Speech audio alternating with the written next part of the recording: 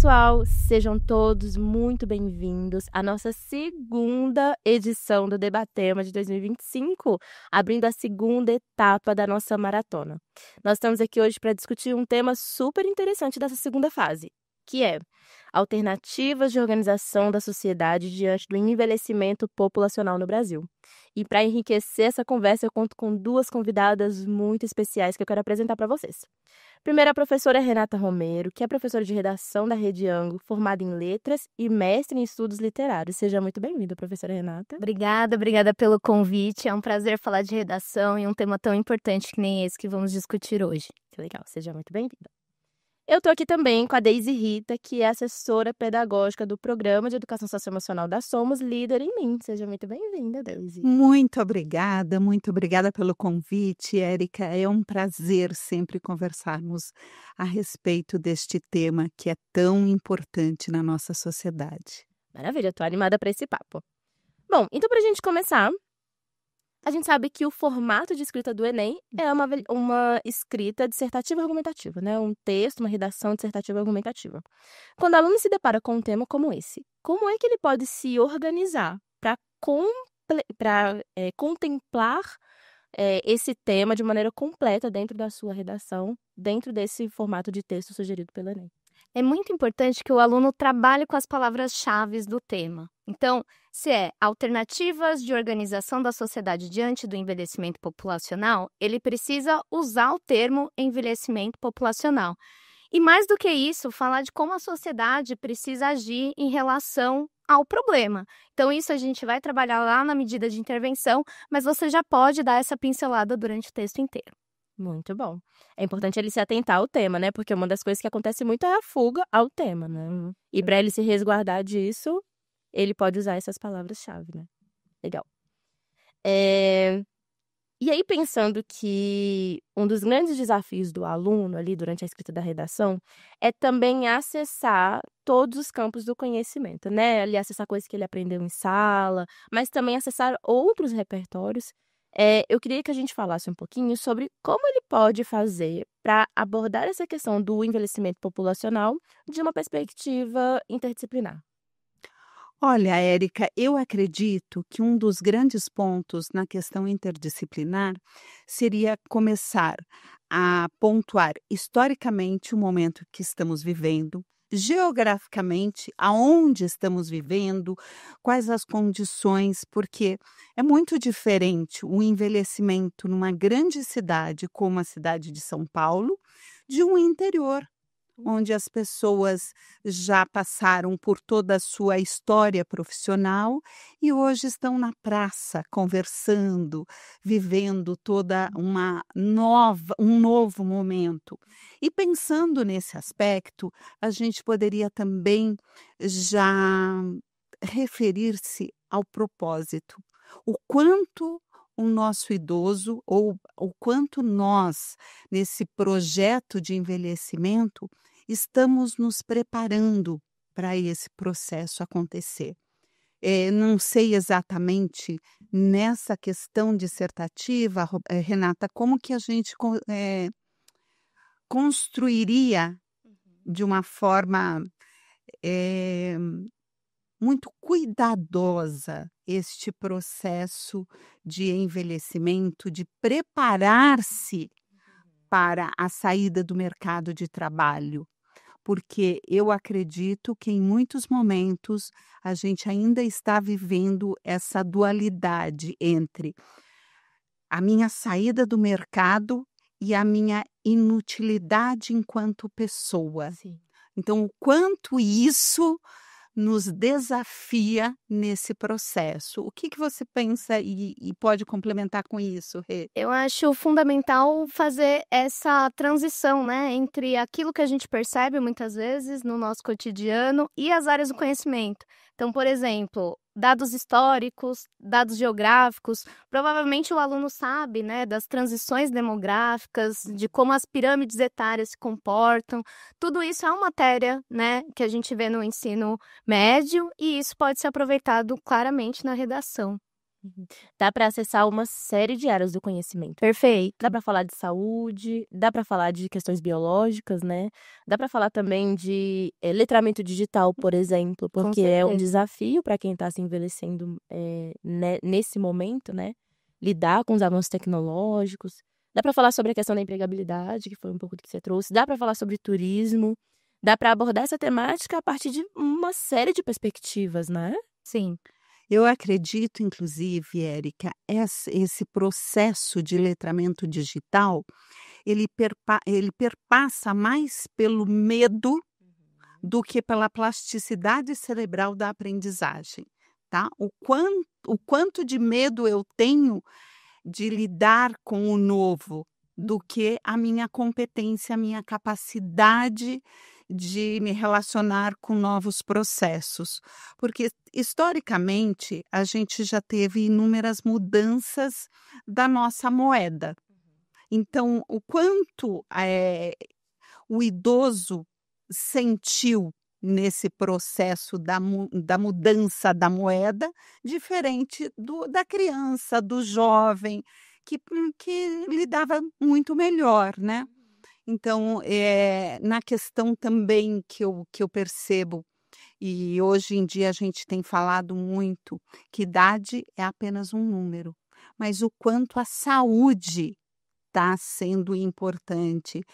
E este autocuidado, ele traz para a gente, dentro do aspecto socioemocional, né, o autoconhecimento. O quanto eu estou preparando, né, não só a minha parte física, mas também a minha parte emocional, a minha parte emocional com os relacionamentos.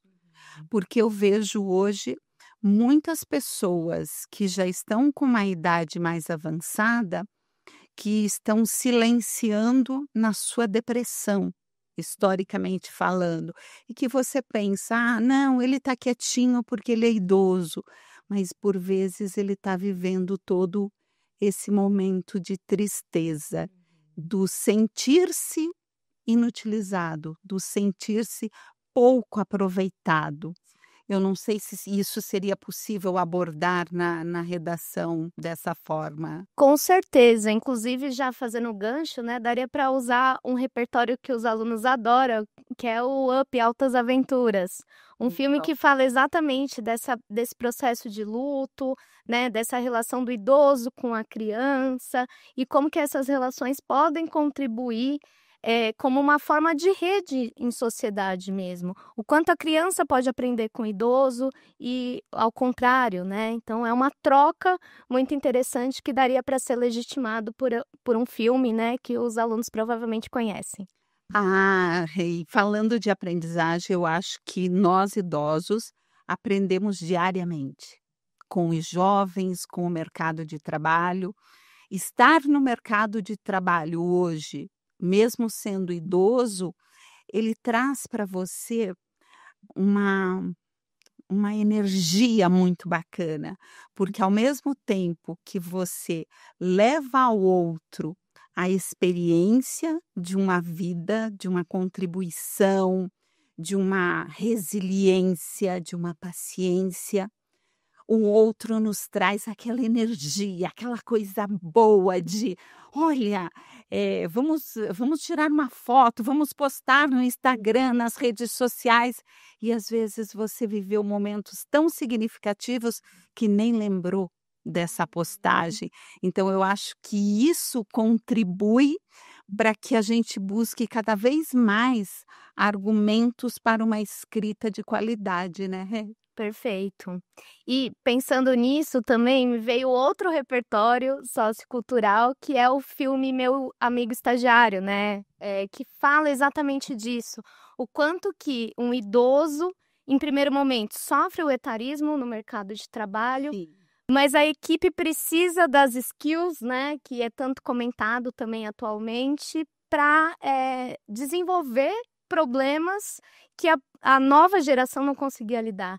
Então também é uma forma de você legitimar a partir desses repertórios, né, com conhecimento de filme, livro, tudo isso também perpassa as áreas do conhecimento, porque é um campo da arte, então pode ser utilizado como repertório.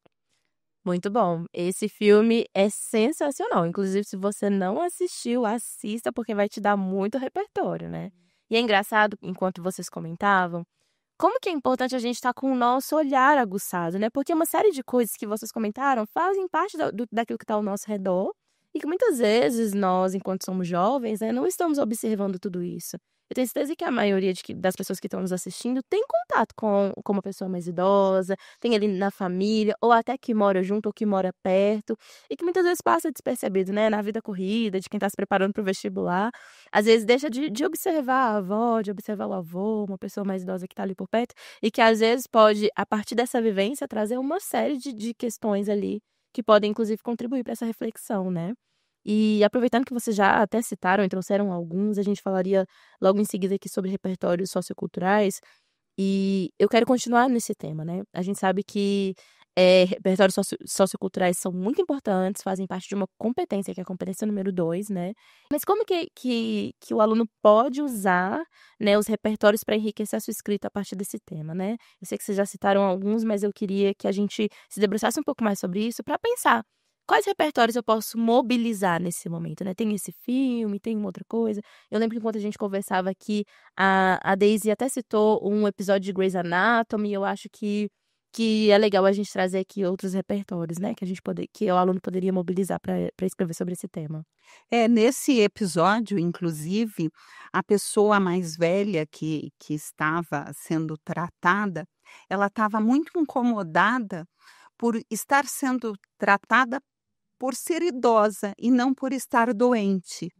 Então, eu acredito que um dos grandes diferenciais de adquirir repertório é nós abrirmos o nosso olhar para o momento inteiro, sabe? Quando eu for dar um beijo na minha avó, no meu avô, como você trouxe de exemplo, eu estar inteiro ali naquele momento.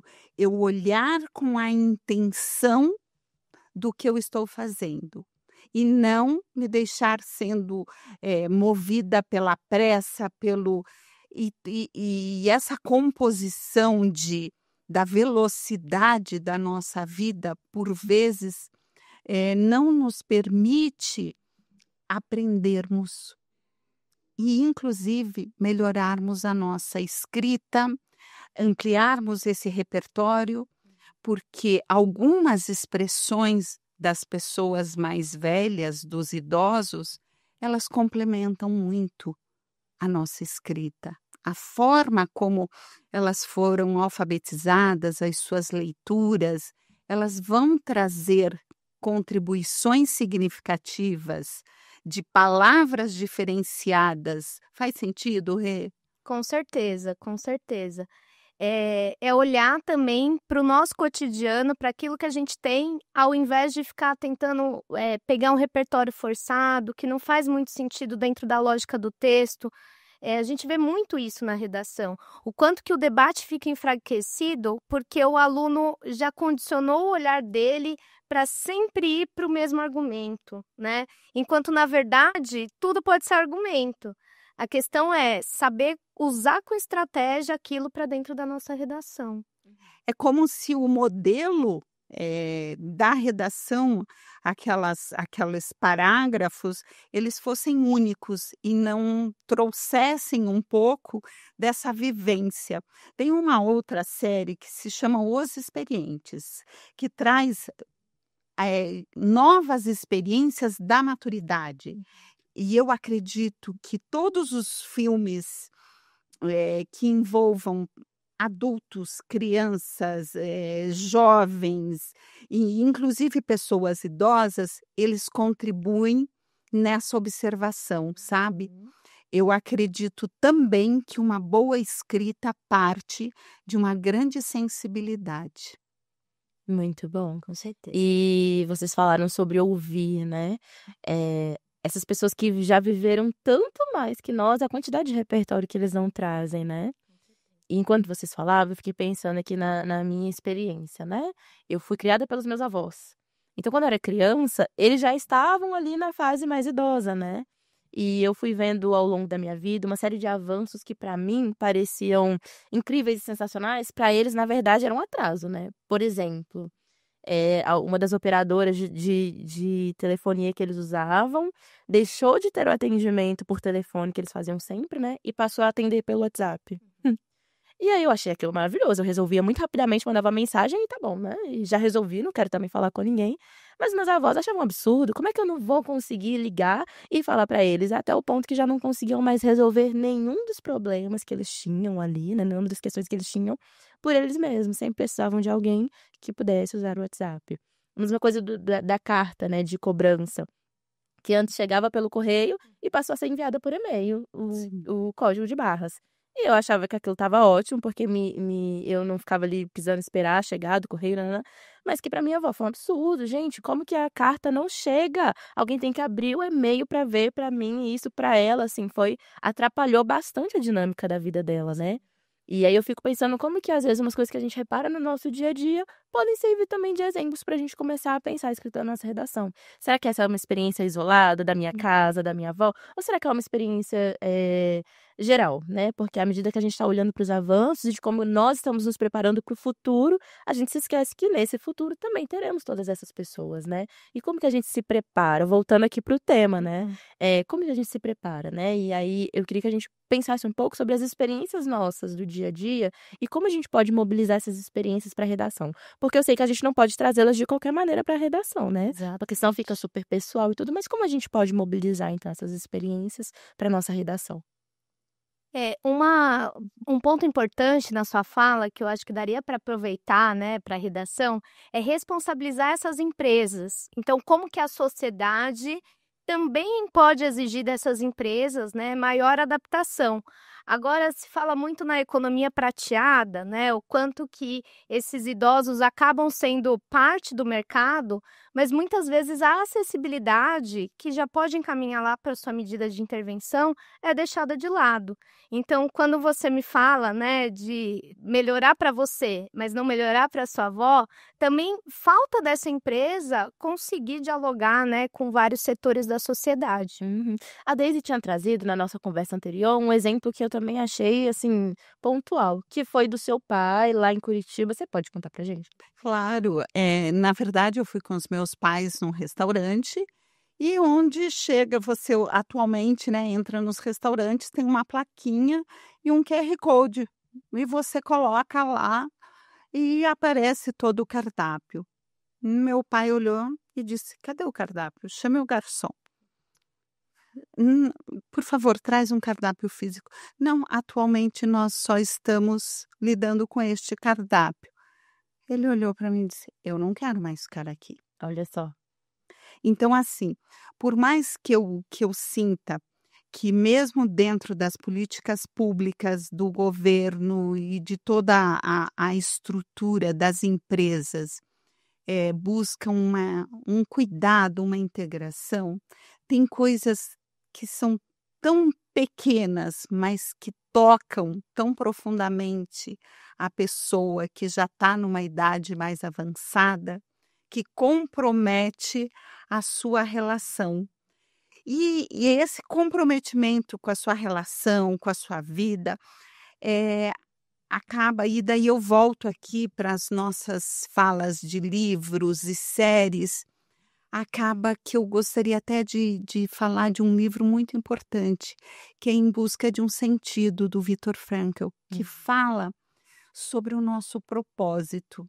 Então, o quão importante é a clareza do nosso propósito. O porquê que eu estou nessa vida, o que eu estou querendo fazer, e isso independe da idade que você está. Uhum. Quanto mais conhecimento você tiver sobre a sua missão pessoal, o seu papel nessa sociedade, maior será a sua entrega em relação ao cuidado com o outro.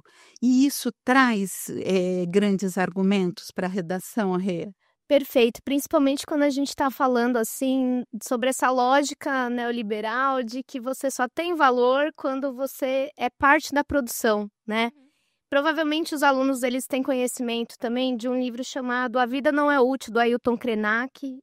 Tá até no livro da Unicamp, né, as leituras obrigatórias, que fala exatamente disso.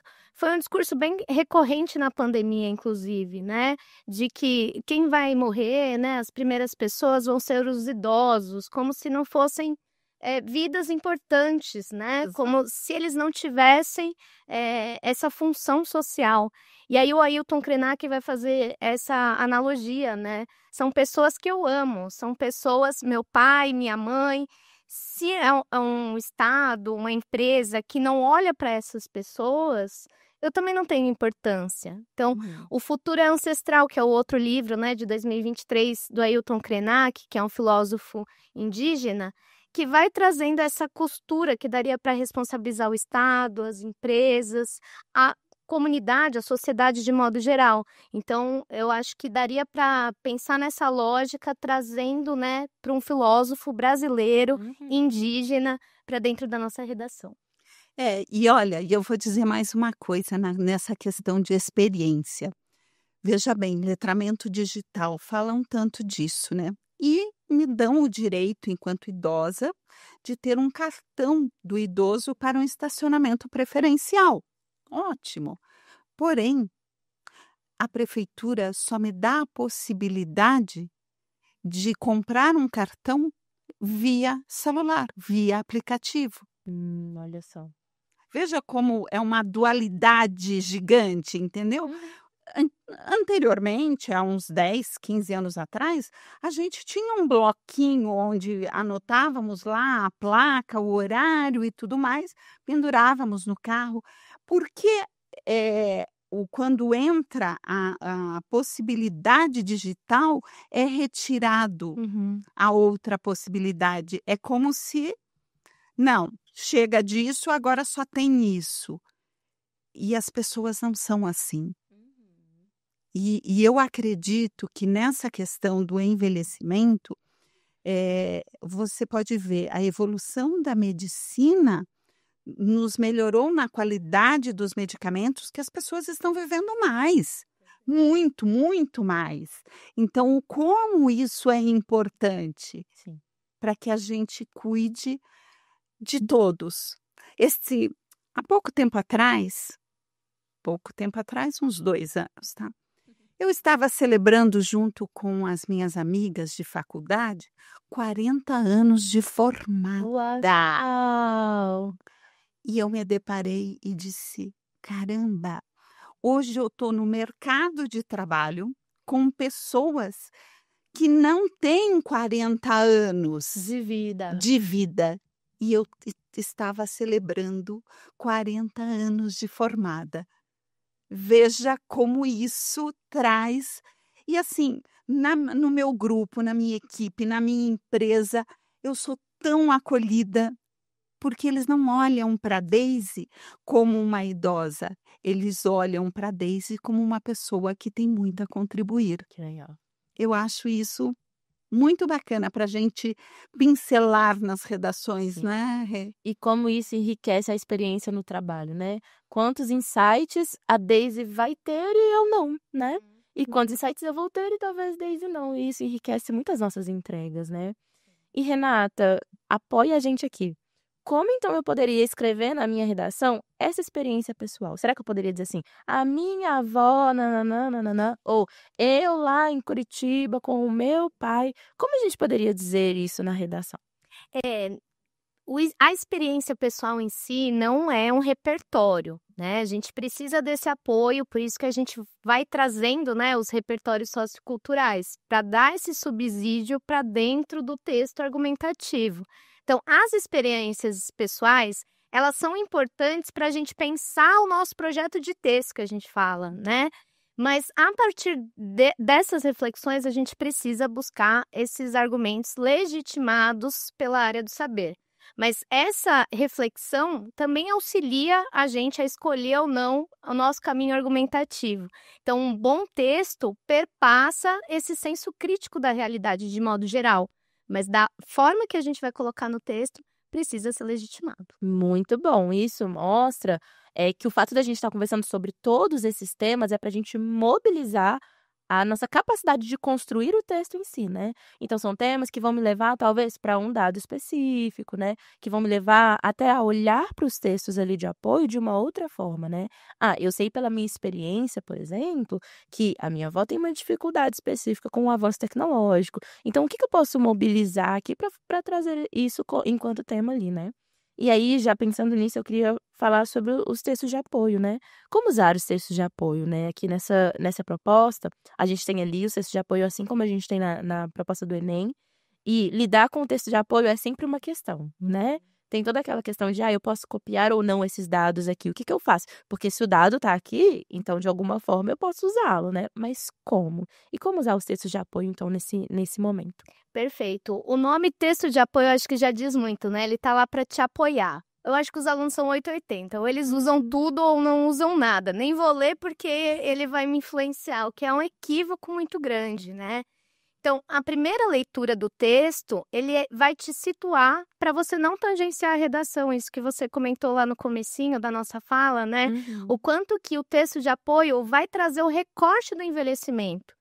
E aí uma leitura possível, e é muito pertinente que a gente pense causas e consequências disso. Inclusive, até os próprios textos de apoio podem trazer indicações de medida de intervenção lá para a gente aproveitar na nossa conclusão do Enem.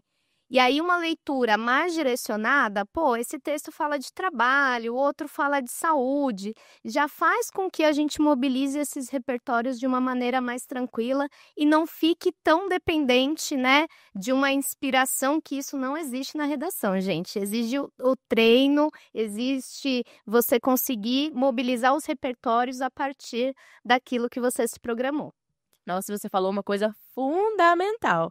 Não é inspiração, não é luz do céu que cai sobre nós na hora da escrita. É treino, né? É treino. Conhecimento e leitura e amplitude de conversas. Eu acredito que ouvir as pessoas nos traz muito repertório, né, Renata? Sim. E daí inspira.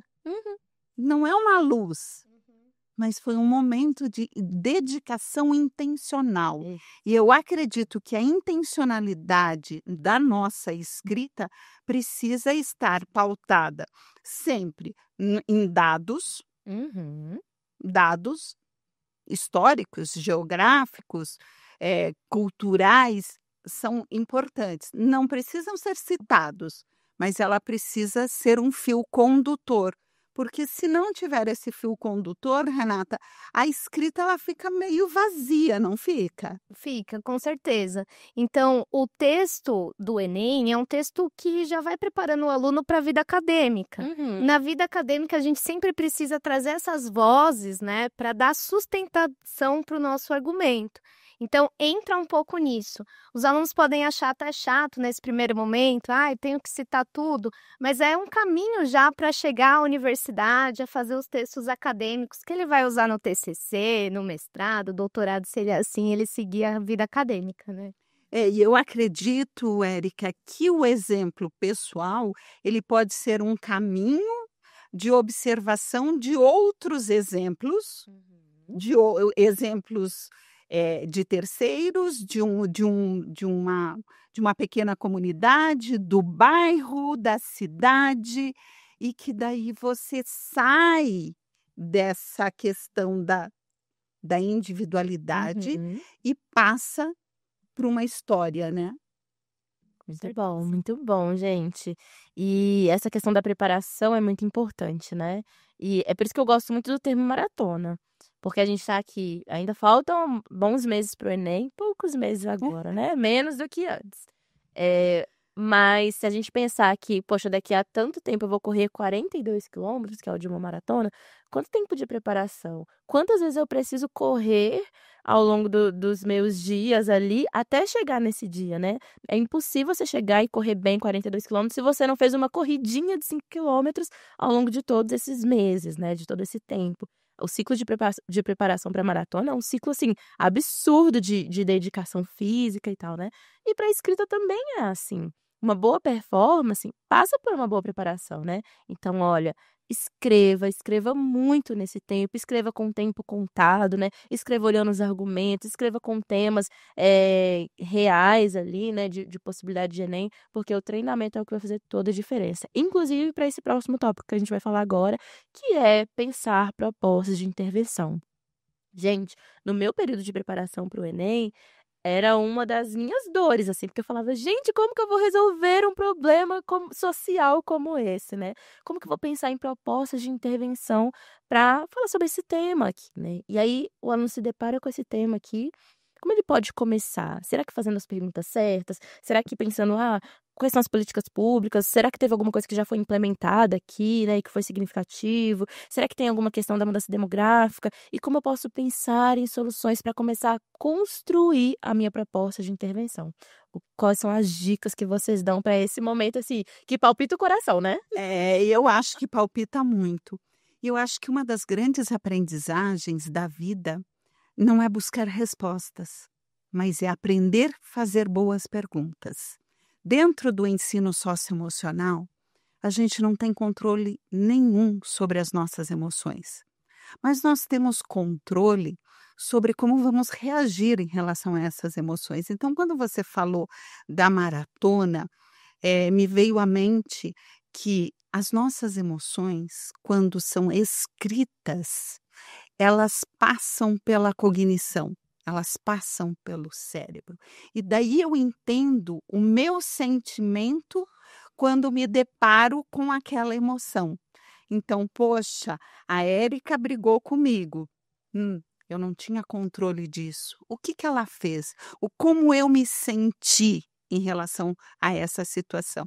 Então, quando você começa a pensar em boas perguntas, e estas perguntas oriundas dos sentimentos e das necessidades das pessoas podem nos trazer soluções criativas que as políticas públicas podem nos fornecer, né, Rê? Perfeito. E uma coisa que a gente pode se preparar é para essa medida de intervenção, porque as perguntas já são dadas e essa formulação já aparece em qualquer Enem.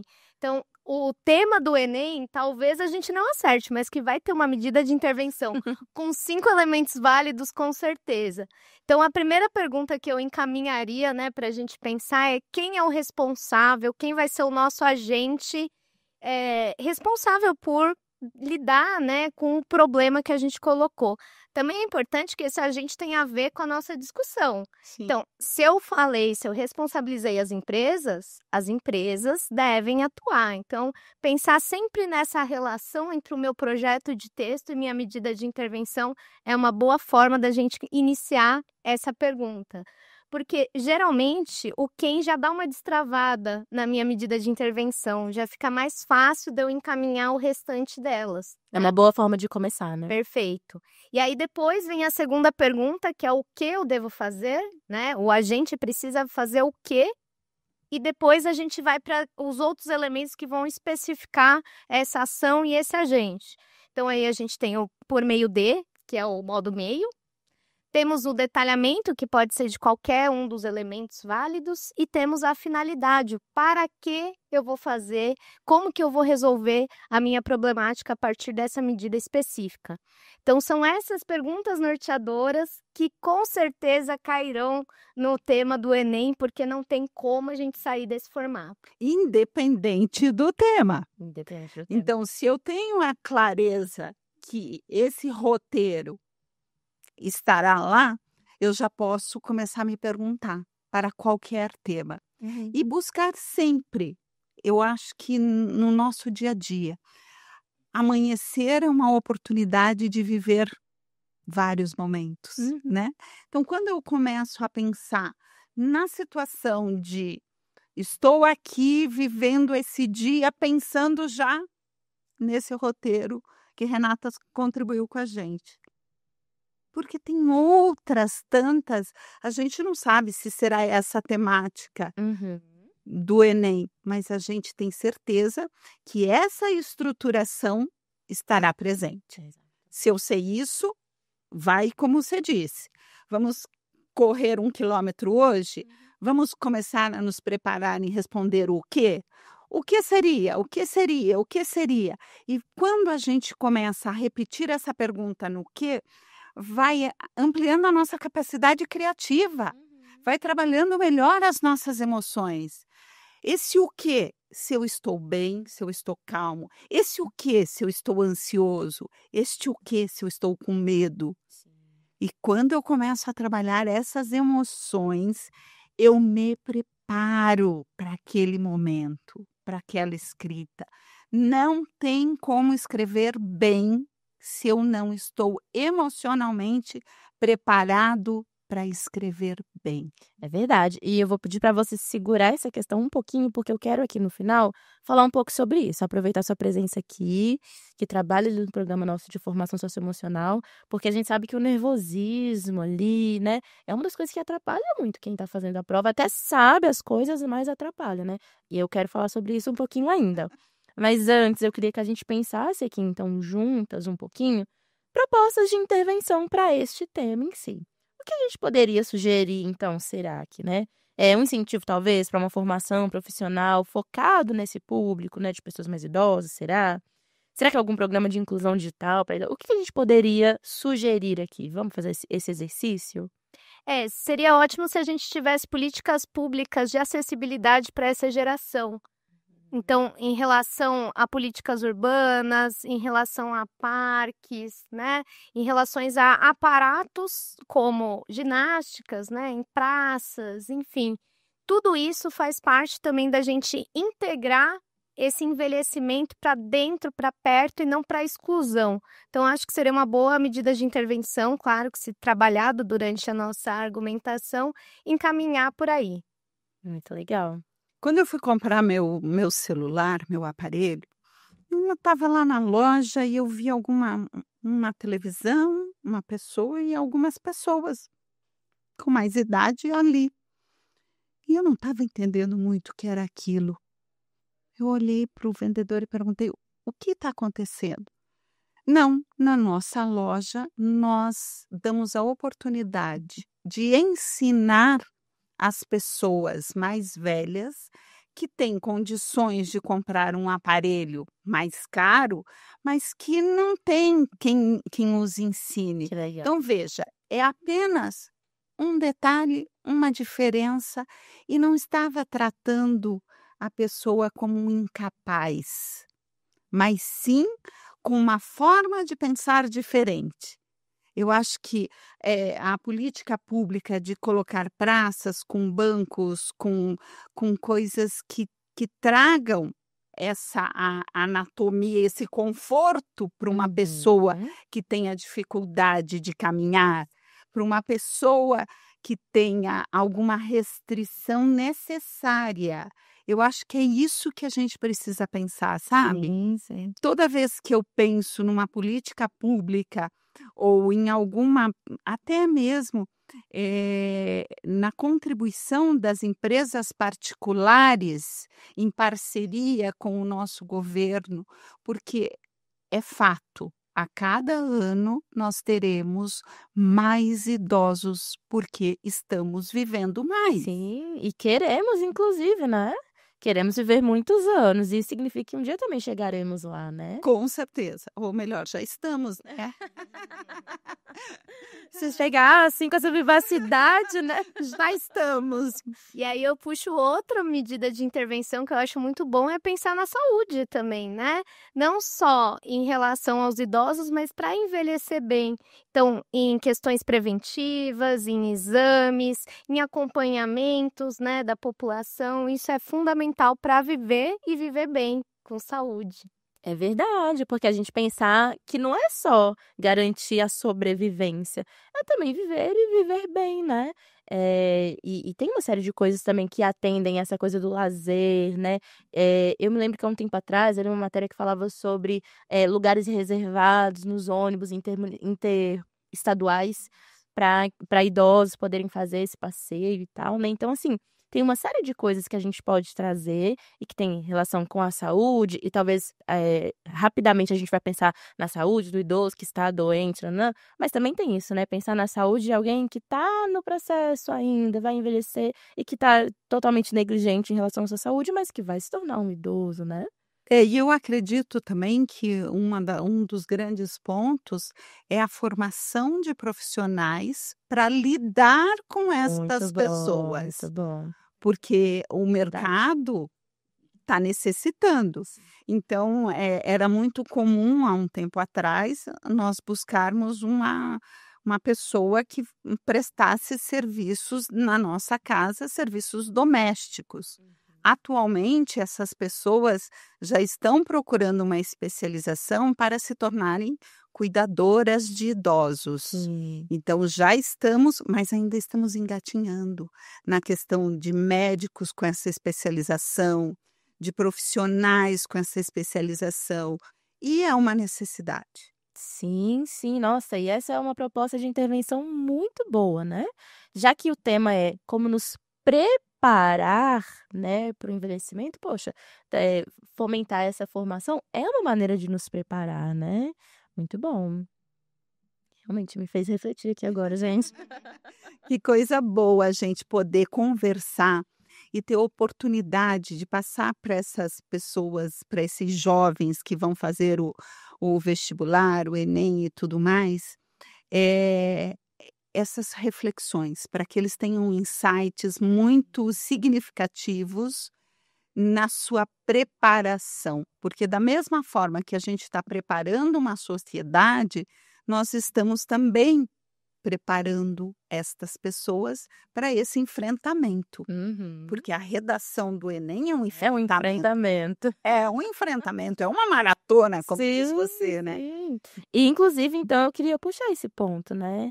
A gente sabe que o nervosismo, o medo, a pressão é um fator importantíssimo nesse momento de preparação, né.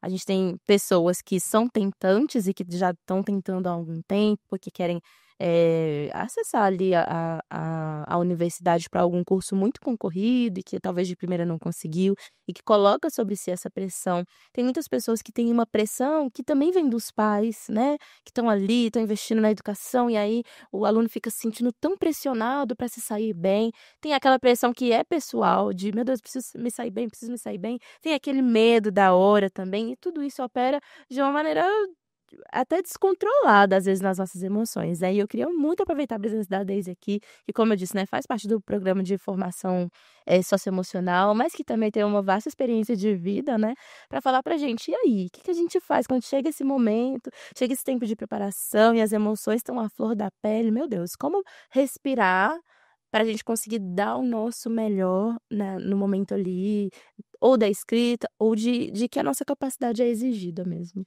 Ô, Érica, quando você fala no respirar, a gente pode traduzir como reconhecer que eu estou sentindo aquilo. Então, quando eu reconheço que eu estou com medo, eu minimizo esse medo. Então, eu reconheço e eu preciso fazer o quê? Qual é a segunda etapa? Eu preciso acolher. E ao acolher, eu já começo a entender como lidar com ele. E todas essas situações, claro que a gente não vai querer que a pessoa tenha experiência em fazer inúmeros vestibulares Sim. para conseguir a sua aprovação, né, ou mesmo, no Enem. Mas, ele entender essas emoções e quais são os seus gatilhos. Quando que isso surge? Então, um dos grandes pontos, da emoção do medo, é porque ele te pega de surpresa. Sim. Então, quando você tem o medo, é quando você está no desconhecido, é na surpresa, no elemento surpresa. E ele te gera um sentimento. E esse sentimento pode ser essa insegurança, esse nervosismo, esse sentir que os seus pais estão cobrando. E às vezes os seus pais apenas estão ali te orientando. torcendo por você, mas a sua responsabilidade em relação a uma entrega de um investimento emocional, financeiro, de tempo, te traz mais responsabilidade sobre o fato. Então, eu acredito, e é por isso, inclusive, que aqui na Somos nós temos esse programa socioemocional, porque nós estamos ensinando as crianças desde pequenas a lidarem com isso. E eu, ao ensinar os professores hoje das escolas que utilizam, eu sempre digo que maravilha teria sido na minha vida se eu tivesse tido a oportunidade de reconhecer as minhas emoções, de saber lidar com estas emoções em algumas situações.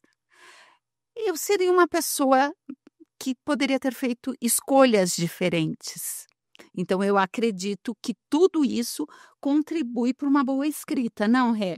Com certeza, e saber que vai ter uma redação no dia do seu vestibular e você precisa treinar para ela também. Sim. É uma forma da gente minimizar essa ansiedade, sabendo que dá para controlar algumas variáveis, né? Principalmente porque você sabe o que vai acontecer, então não é um elemento surpresa. Uhum. Então, se eu sei que vai ter a redação, eu não terei o medo, Aham, não vou ser surpreendido com não vou ser isso. surpreendido. Qual é o meu medo? O que me dá branco? É aí que você precisa buscar. E só tem uma pessoa que consegue responder, Uhum. você mesmo.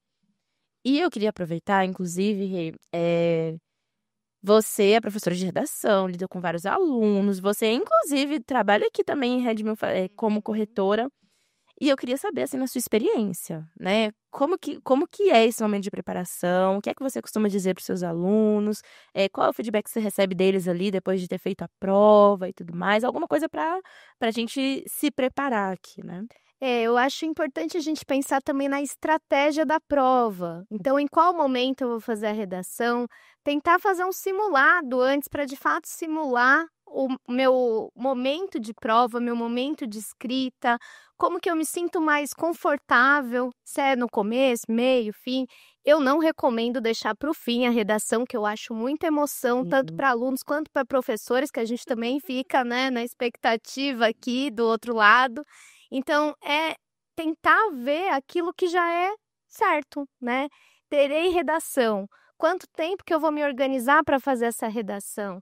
Eu prefiro fazer as questões mais fáceis no começo da prova, enfim, tentar ver como você se sai e qual que é a sua melhor estratégia. Eu acho que isso que é o fundamental. Muito bom.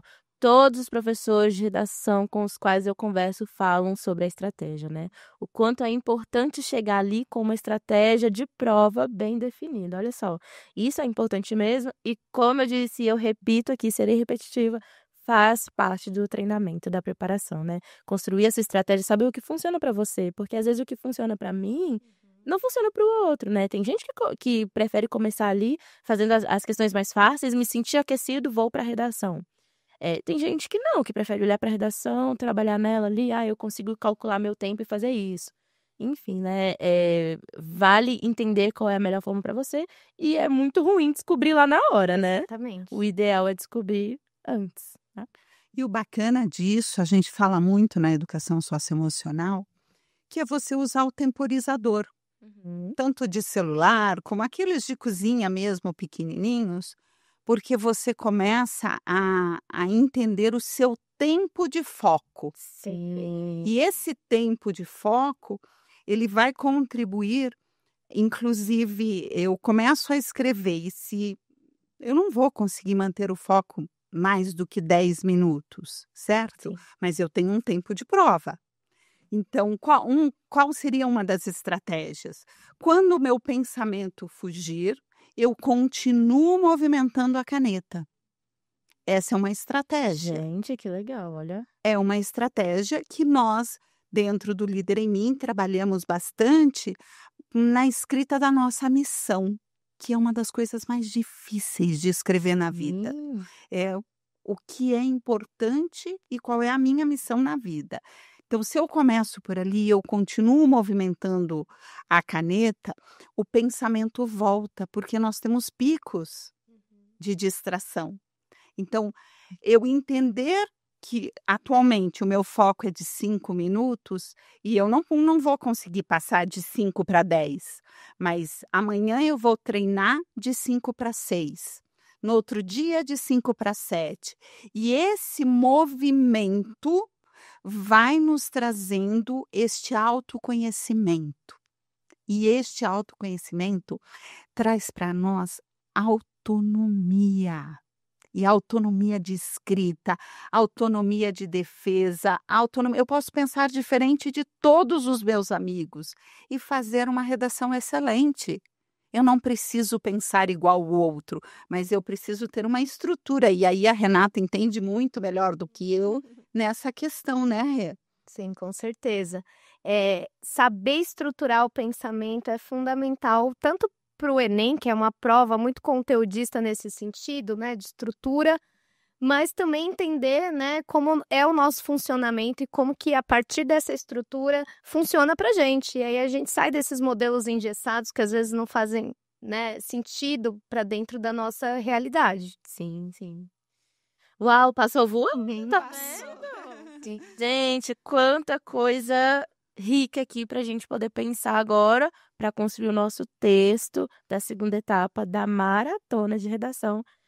Nota 1000. Eu queria muito agradecer a presença de vocês. Eu tenho certeza que quem está assistindo pensa como eu, o quanto essa conversa toda contribuiu. Não somente para pensar na escrita dessa redação, desse tema em si, mas enquanto repertório, né? Para pensar outros temas e para construir maneiras de pensar.